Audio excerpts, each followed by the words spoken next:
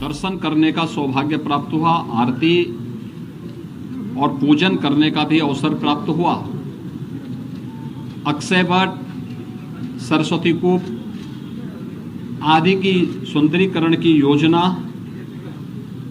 और लेटे हुए हनुमान जी के कॉरिडोर निर्माण के कार्य को भी और दर्शन करने का भी अवसर प्रातःकालीन सत्र में हमें हुआ है। प्रयागराज कुंभ महाकुंभ 2025 के लिए 13 अखाड़ों, खाक चौक, आचार्यवाड़ा और तीर्थ पुरोहितों के साथ हमारी बैठक संपन्न होने के बाद केंद्र और राज्य सरकार के विभिन्न विभागों के द्वारा महाकुंभ के लिए कार्य किस रूप में आगे बढ़ रहे हैं, इसके बारे में भी एक विस्तृत समीक्षा हम लोगों ने यहां पर की है। दिव्य एवं भव्य कुंभ के जो थीम प्रधानमंत्री मोदी जी ने 2019 में हम लोगों को दी थी, कुंभ भी स्वच्छ, सुरक्षित और सुव्यवस्थित हो सकता है। 2019 का प्रयागराज कुंभ उसका एक उदाहरण बना था।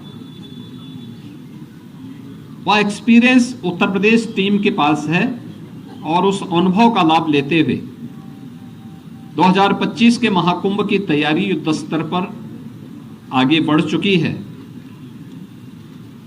अब तक 5,600 करोड़ रुपए से अधिक की प्रोजेक्ट को, प्रयागराज को भी भव्य और सुंदर बनाना है। 2019 में प्रयागराज की शोभा पर पूरी दुनिया आकर्षित हुई थी।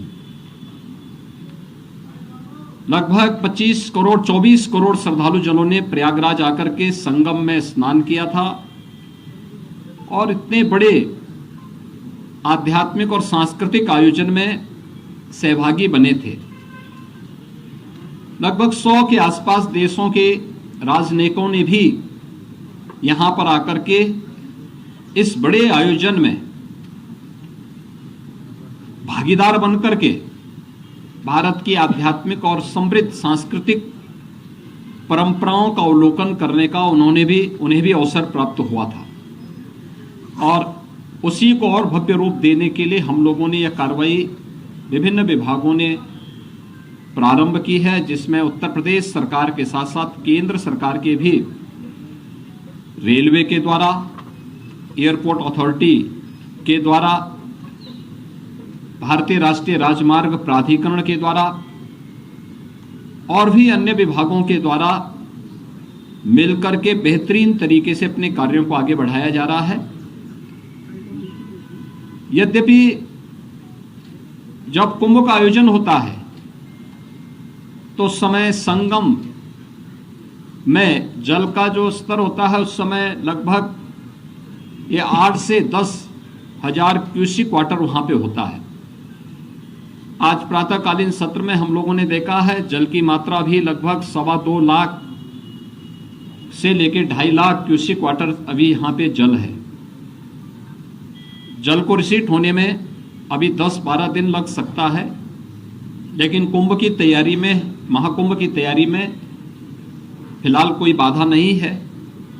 और हम लोगों ने एक डेडलाइन दी है कि 15 दिसंबर तक हर हाल में सभी प्रकार के कार्य, निर्माण के कार्य संपन्न होने के साथ ही कुंभ के दायरे को भी बढ़ाने का कार्य 2013 के प्रयागराज कुंभ की तुलना में इस बार उससे दुगने से अधिक क्षेत्र में कुंभ फैलेगा। हमारा प्रयास होगा कि पीक डे के दिन जो मुख्य पर्व हैं, पौष पूर्णिमा 13 जनवरी से लेकर के और महाशिवरात्रि 26 फरवरी तक, ये जो अलग अलग पर्व पड़ेंगे, जिसमें पौष पूर्णिमा है, मकर संक्रांति है, मौनी अमावस्या है, बसंत पंचमी है, माघी पूर्णिमा है और शिवरात्रि है। इन 6 प्रमुख त्योहार जो स्नान होंगे, पर्व और त्योहार पड़ेंगे। पीक डे के दिन छोड़ करके शेष अन्य दिनों पर किसी भी श्रद्धालु को 1 किलोमीटर से अधिक पैदल न चलना पड़े।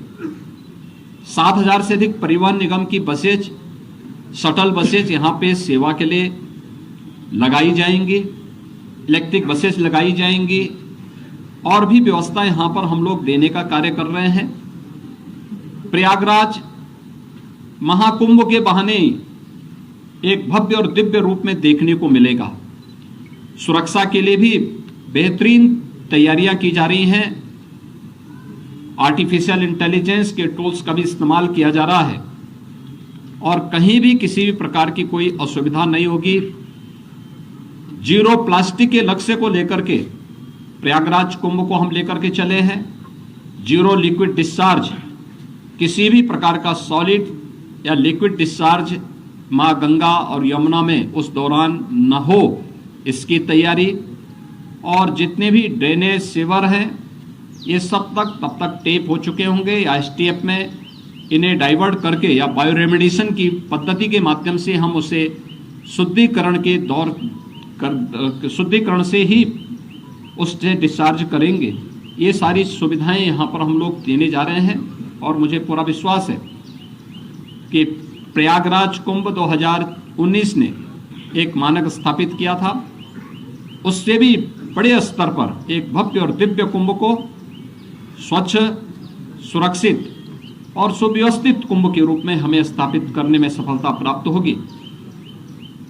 इस संबंध में मैं आप सबका भी आह्वान करूंगा, 2019 के कुंभ के, प्रयागराज कुंभ के लिए की सफलता में आपकी भी बड़ी भूमिका थी।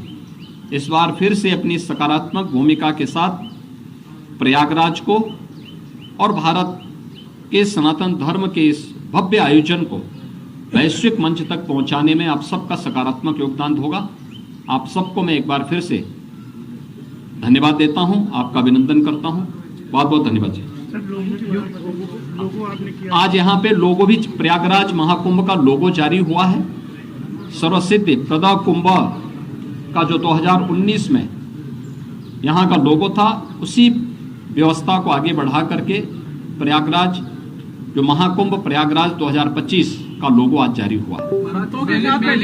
इस्लामिक साहित्य भेजा जा रहा था, संतों के साथ बैठक हुई है, संतों के साथ बातचीत हुई है, बैठक हुई है और सभी लोग बहुत सकारात्मक भाव के साथ कुंभ के साथ जुड़ेंगे।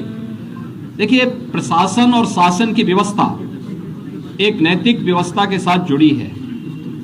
कुंभ का आयोजन या इस प्रकार के आध्यात्मिक और सांस्कृतिक आयोजन वास्तव में सनातन धर्म के पार्ट हैं और इसका मुख्य आयोजक और इसका जो होस्ट होता है वह संत ही होते हैं और संत ही इस व्यवस्था के साथ जुड़ करके इसे भव्य और दिव्य बनाएंगे और प्रयागराज को एक बार फिर से हम वैश्विक स्तर पर पहुंचाने का कार्य करेंगे। धन्यवाद जी।